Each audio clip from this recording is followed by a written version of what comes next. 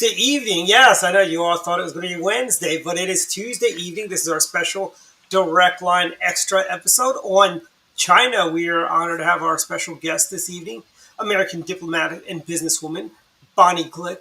Thank you, Bonnie. And our hosts tonight are Mark Unkelfer and Jackie Saxton. Take it away, guys. I was half expecting, I was like, is he going to get Tuesday or is he going to say Wednesday? We had to correct him. I don't know what day of the week it is anymore. Bonnie, thank you so much for joining us. Obviously, there's a lot going on over in China right now as the world is watching the World Cup over in Qatar. There's a lot going on in China as well, so we wanted to get you on to get your take on what's going on, especially as they try to continue to use COVID as a power mechanism to control the people over there. Jackie, thanks so much. I think all of us, both with Thanksgiving in the middle of the week last week, and also what we refer to in my family as just COVID time, it's hard to know what day of the week it is, what month it is, what year it is. But suffice it to say, it is November 29th. And it is good to see you. And it's good to have a conversation just about what's going on in China. The truth of the matter is, we really don't know, because China does such an effective job of clamping down on the media and ensuring that the story that it wants to have come out to the public is the story that comes out to the public. Now, we've seen a little bit of a chink in that armor in the past week or so that followed on a really tragic fire in Urumqi, which is the capital of the province of Xinjiang, which is most, pardon my pronunciation, which is most known as the province in China where the Uyghur Muslims hail from, by and large, and where they are repressed in a program that the United States has referred to as genocide. And there was a fire in an apartment building, and the residents of the apartment building were locked inside, unable to escape.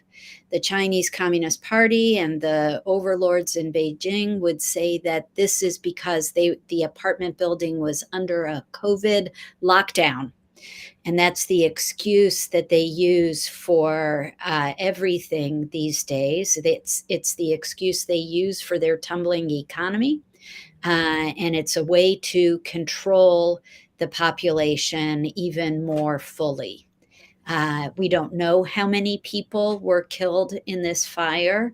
I think official reports coming out of Beijing were that there were between 10 and 20 people who were killed. This was a massive complex. It's highly unlikely that the numbers were that small. But again, we will never find out the truth in terms of numbers. This is part of the game that China plays. I don't know if you remember, because we all have a little bit of foggy memory from COVID. But when COVID first broke out and we started following this virus in March of 2020, we were, as the world, we were marking everywhere in the world where there were cases, and on a day-by-day basis, we were noting how many cases were impacting which countries, and then which regions in which countries, then which cities. China mysteriously had very, very few COVID cases, despite that being the origin, ground zero for COVID.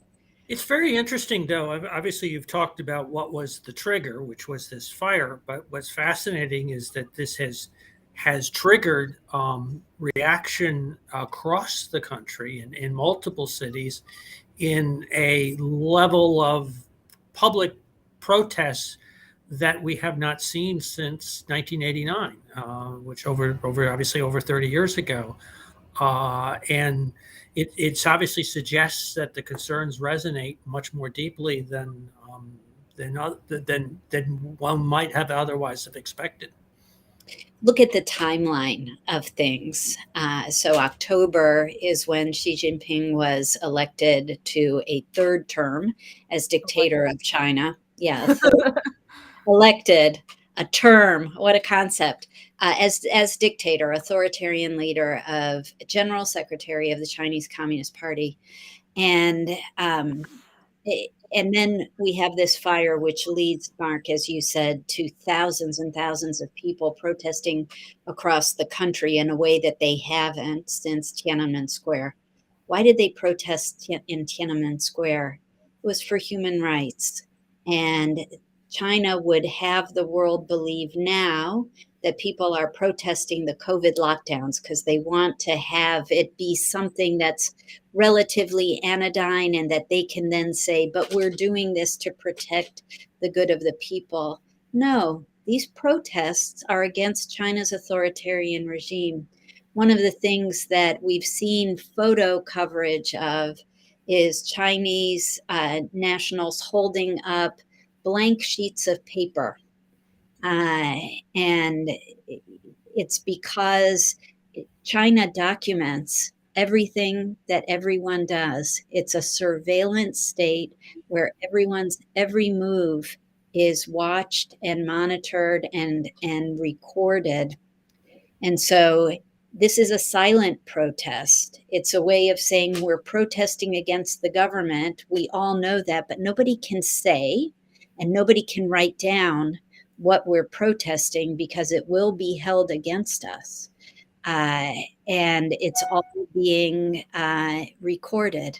So this is not a COVID lockdown protest. It's not anything anodyne. This is Chinese nationals saying there has to be a better way forward, and this isn't it.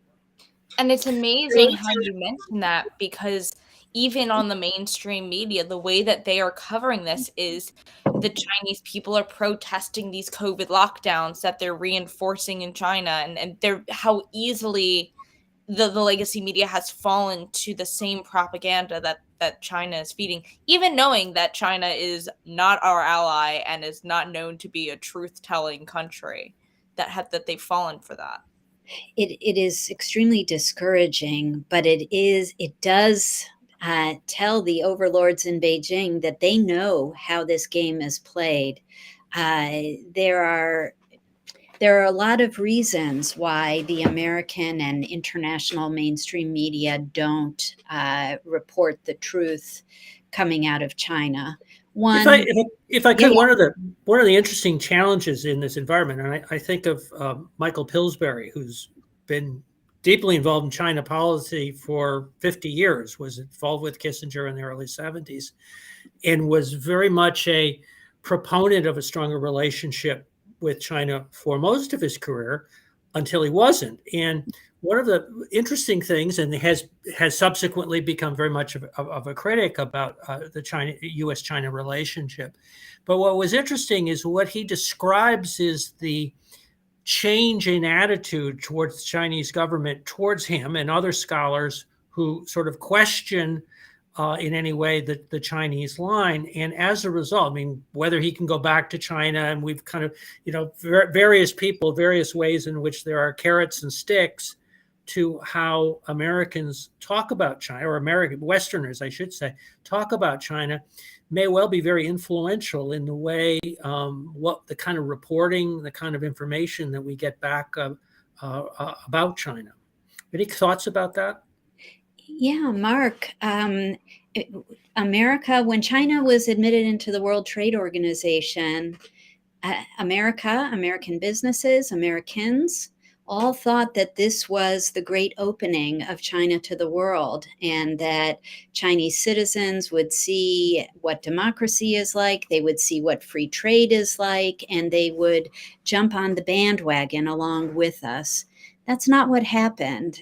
And it's been a slow slog on some level that Chinese leaders tamped down what China's true aspirations really are, which is the spread of socialism with Chinese characters, is what how Xi Jinping refers to it.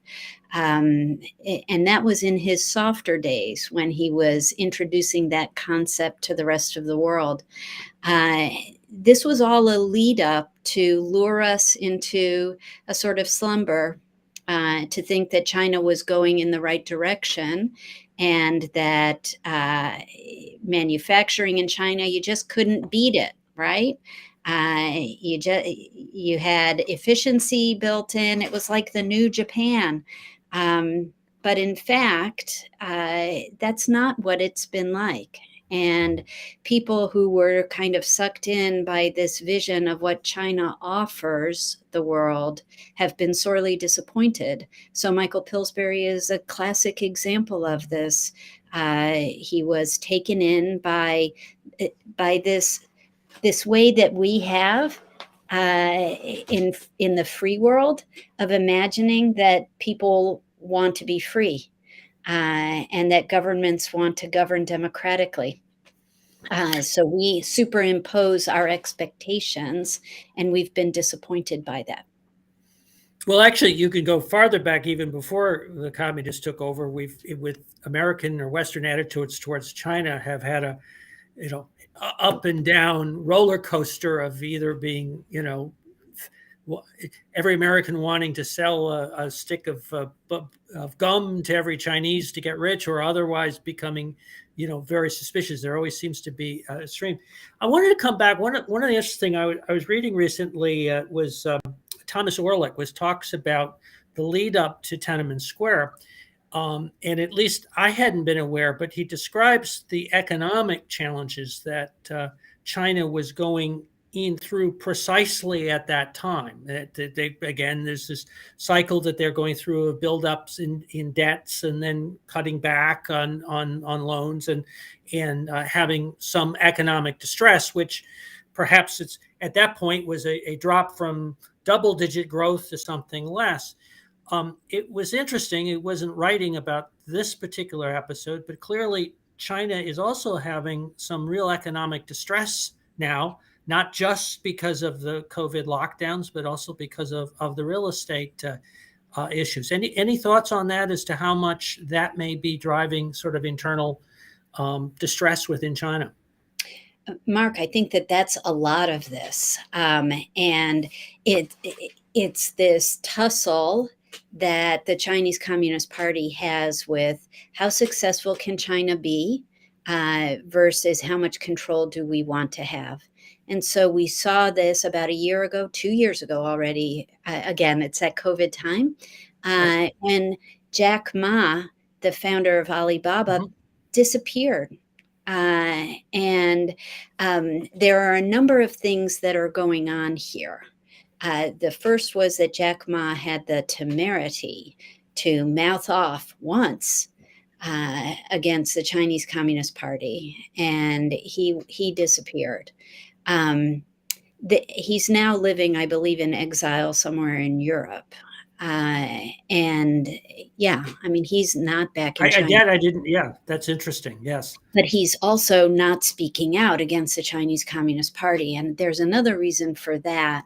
And that is that China has transferred as much as it can of bank deposits from any kind of dollar denomination to Chinese renminbi, their currency, in electronic format, a central bank digital currency.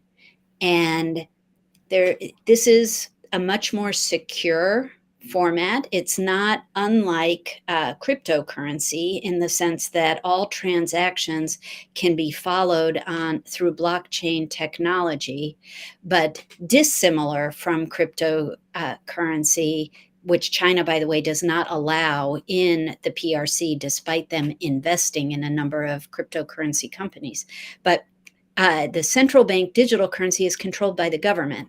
So it's this super secure with the full force and backing of the national currency, in the case of China, of the Chinese central bank. And Jack Ma's fortune, which is substantial, is tied up in that now. What happens when the Chinese central bank has electronic control over your vast wealth? They can erase it. A bunch of zeros go missing. Bunch of zeros, or one big fat goose egg appears in your account. And so he is incentivized to keep his mouth shut, even if he's not currently living in China.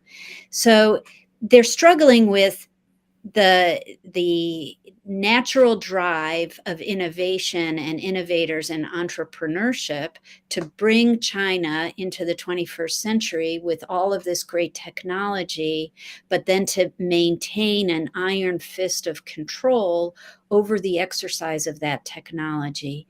We saw this too with the meltdown in their real estate market and their mortgages. And Chinese citizens historically have been incredible savers in a way that Americans should model ourselves on saving money. Even rural farmers save their money and save in Chinese state-owned banks.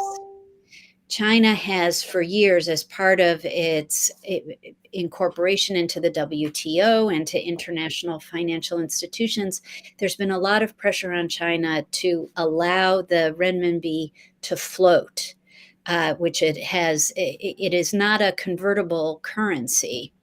And that's because if the renminbi were actually to float, it would lose its value. Also, with a bunch of zeros, Jackie, it would lose its value instantly.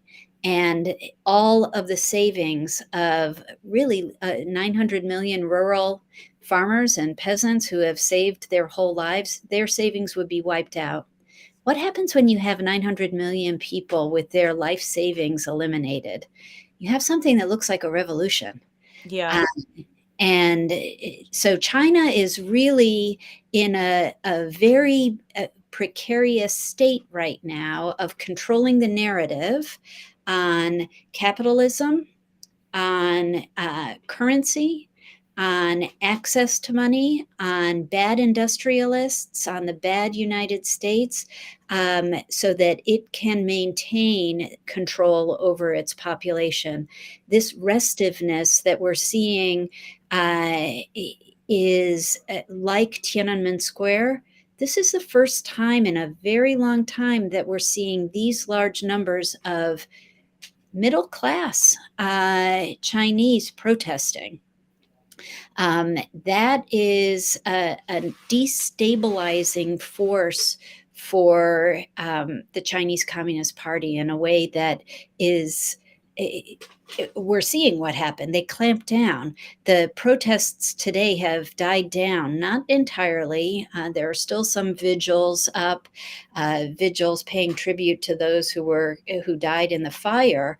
But arrests have been taking place, and hundreds, if not thousands, of people are being arrested for participating in these protests. So I want to talk a little bit about particularly how certain U.S. companies are responding or how they may respond. In particular, I want to talk about Apple, and then I want to talk about Disney. So Apple, I was reading in the news today, has pulled out the airdrop function from China and only in China.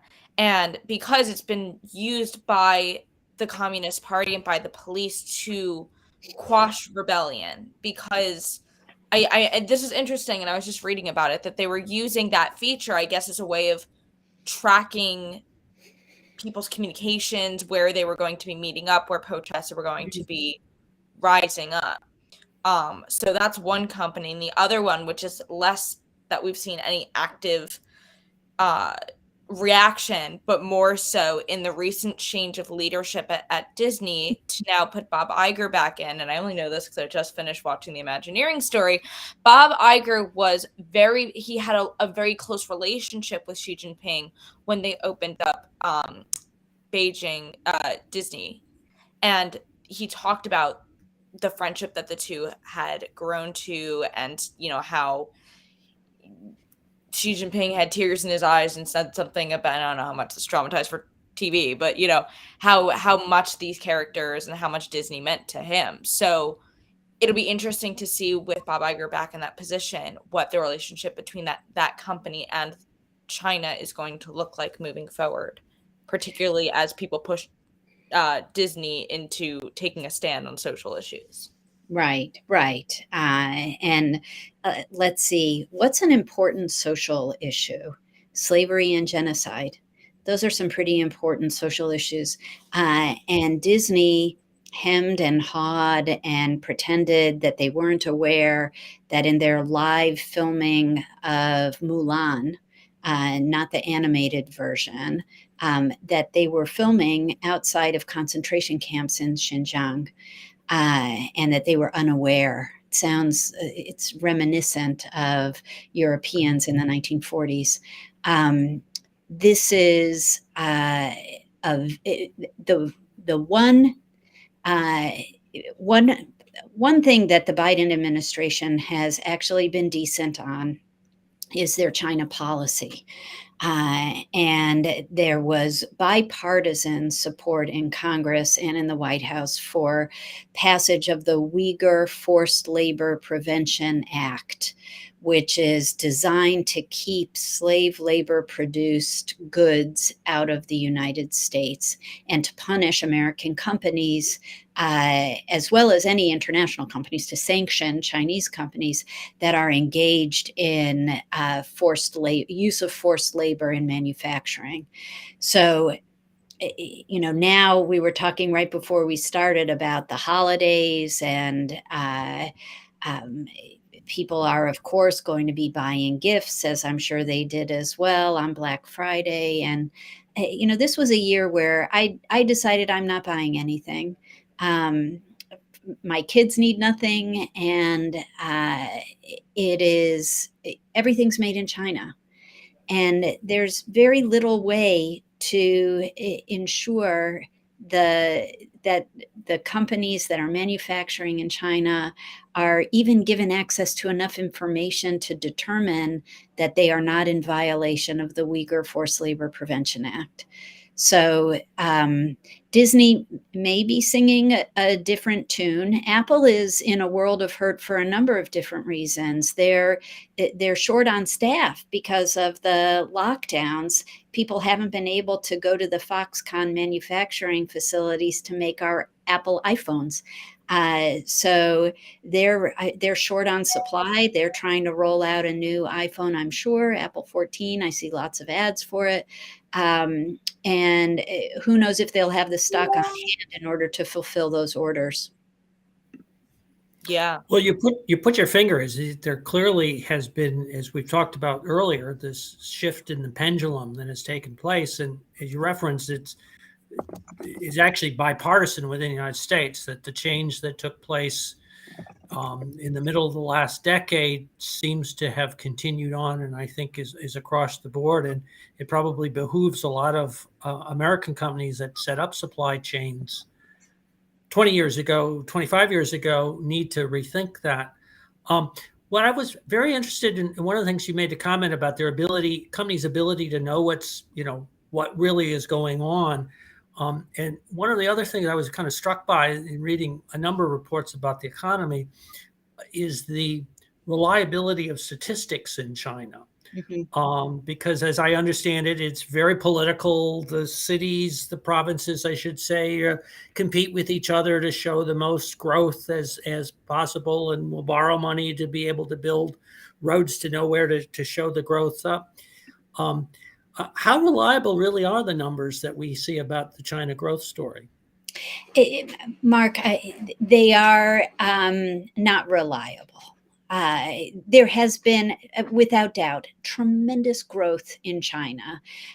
But when you get down to brass tacks and trying to quantify and trying to find data that are reliable, I think you run into, that's where the problems begin. Because you'll see the information that China wants you to see. And this is companies assume that their Chinese branches are going to be abiding by generally accepted accounting practices. And I don't know how true that is.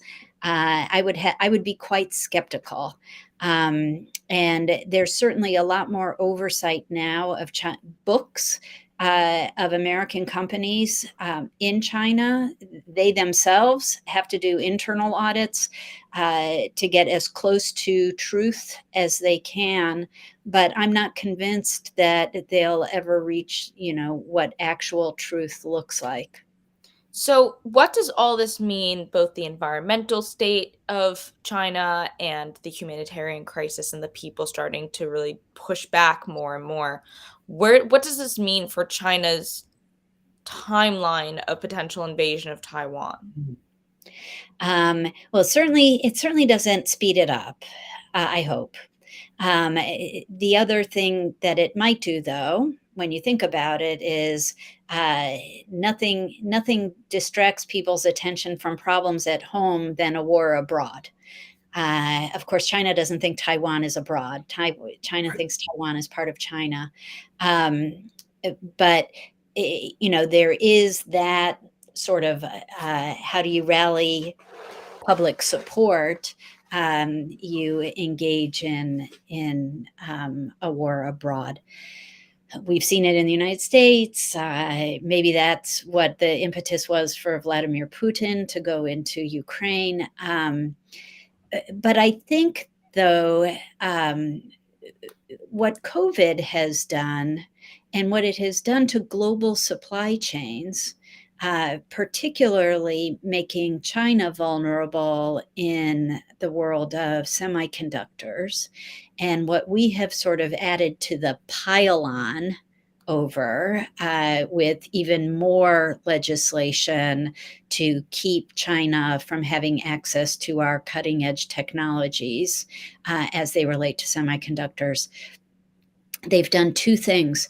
One, they've forced China to invest their own money and their own skills into developing next generation technologies. In the past, it was much easier just to steal the intellectual property, which they would do with abandon.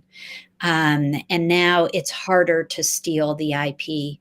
But the other thing that they've done is that this has done is it's incentivized China to have end-to-end production of all of their manufactured goods, particularly electronics. Where we're going to start to see the impact of that is in the scramble for raw materials. And China has a lock on a lot of the processing. Around 90% of rare earth elements are processed and into inputs for microelectronics and manufacturing. They're brought to China from all over the world. China has a lock on a lot of the mines for things like lithium and cobalt and nickel around the world. And if they're processing 90% of the materials, it enables their manufacturing in a way that manufacturing in the rest of the world is hampered. What does it mean for Taiwan? Taiwan is on pins and needles.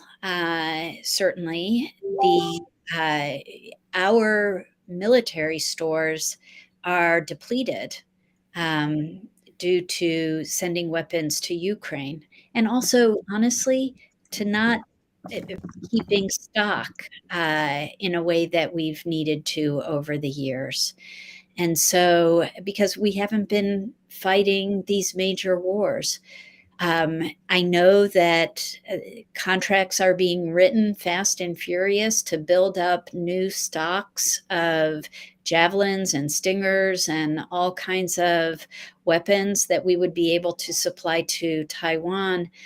But also, Taiwan needs all of that weaponry in advance because China's first move will be to close off all access to Taiwan in the South China Sea. And Taiwan's an island. You can think about airdropping into Taiwan, but you can't airdrop advanced weapon systems. So I would imagine that our defense planners and defense companies are hopefully building up supplies as quickly as possible to replenish depleted sources. Well, let's look forward to some of the other things. We've talked about Taiwan and sort of the outlook for China. We talked about obviously the protests, somewhat unexpected. Is there a path forward? One of the problems the Chinese clearly have is that they don't have the vaccine that we've used in the West. They don't believe that basically the Chinese counterpart is not as effective because of the way it was constructed. Is it possible for Xi to do a U-turn on that, or does they just simply continue down a lockdown route? There's been a lot of haranguing of the United States by people from all over the world saying, why hasn't America shared the IP around the drug manufacturing with the entire world? And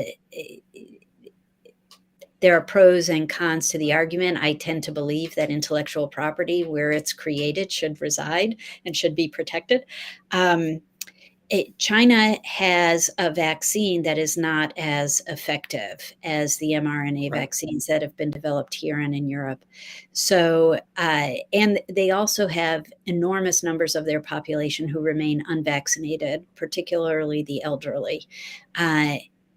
This is why it's sort of not credible, the numbers that China says of people who have died from COVID. I don't foresee the world saying, oh, here, China, let us give you our stores of vaccine because you need them more than we do. But the flip side is, would Xi, I mean, the Chinese have not exhibited any interest in getting that, as I understand. Right. I mean, that they've maintained that China can handle the problem by itself. Right. And what Xi Jinping has also done as part of his vaccine diplomacy around the world is said to countries, Brazil is the largest one, that he's said to countries, we will give you the formulary and you can manufacture the Chinese Sinovac here in Brazil, but you have to allow Huawei into your systems. I mean, it's really into your telecommunications. Right. It's this interlocking of things that Americans, certainly the American government, tends to silo these types of issues. And China is a vertically integrated country where everything feeds into everything else, like a big Jenga game. And so Brazil they were desperate for vaccines in the early stages of the COVID virus. And they had to, at least at that point in time, agree to allow Huawei into their infrastructure. But the vaccines haven't been very good that they've been manufacturing in Brazil. And I believe we have begun sending vaccines to Brazil. So, yeah, China says that they can do it all. And this, end-to-end manufacturing, but I think they're going to have a lot of dead people because they can't. Yeah. And they're certainly not making a lot of allies in other countries who are going to be willing to step in and help. Except in the developing world, where, China owns a lot of that debt. And China owns a lot of the natural resources in developing countries. And it offers all kinds of goodies like surveillance equipment to Iran and Venezuela, to monitor, and a goodly number of countries in sub-Saharan Africa will help you to monitor your population so that you remain in power. This is the way China, a non-democratic, highly authoritarian nation, operates. And they're pretty effective at it. So this is a challenge of our day, figuring out how to counter it. Talk about the Belt and Road Initiative has it's obviously gone on for a couple of years. It's one of the sort of pillars of Xi's leadership is to do that initiative. That said, there has been considerable pushback in a number of countries, precisely as you've described, because of the debt that countries have taken on that then basically ties them to China, and they have trouble repaying it, and it has created a source of friction. Any thoughts about whether or not that the pushback could be in a number of other countries sort of a net loss to the Chinese in terms of prestige and influence within countries?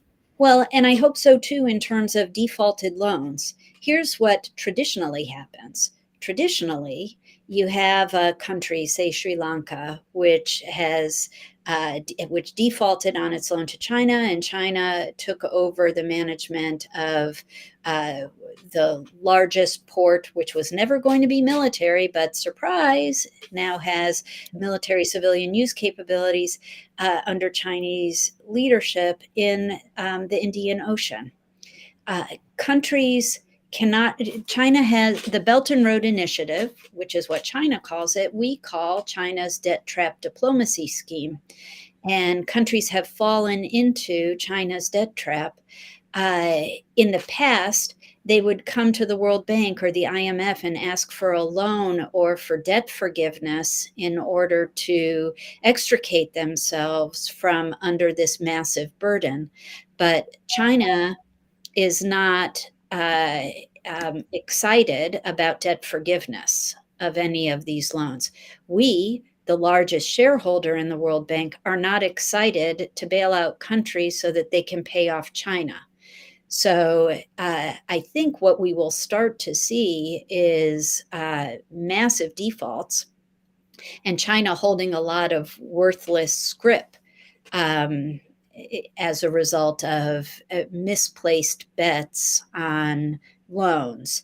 They may also, though, take over a lot of infrastructure that they have funded as part of their Belt and Road Initiative across the developing world. So I think we're starting to come up on the end of our time, and I want to know if there's anything surrounding China and everything going on there that we haven't covered yet. It feels like we've covered so much, but just, we've touched the surface on so many things. I want to make a plug for a book I read recently that if people are interested in trying to figure out how we got China so wrong, I would point them to a book by a man named Isaac Stonefish, 2 words, Isaac Stonefish, called America Second. And it's one of the most sort of jaw-dropping awakenings that I've had on China, addressing how China has infiltrated the United States in universities, in Hollywood, in the media, in finance, across the board. And it goes to the point of we all thought that China would be different, and China has proven not to be different. I think that's certainly. I'll put that on my reading list. Yeah, put that on your reading list. It's a good. That's a good holiday. Great stocking stuffer. Yes, not made in China. All right. We also want to plug, because as we mentioned at the beginning, it is Tuesday. We will still be on tomorrow with our normal Wednesday show. We just want to throw an extra holiday treat at you guys by bringing Bonnie on. So we'll be back tomorrow, but for now, we will wish you all a good night, and thank you so much for joining us, Bonnie. Thank you guys so much. Great to see you.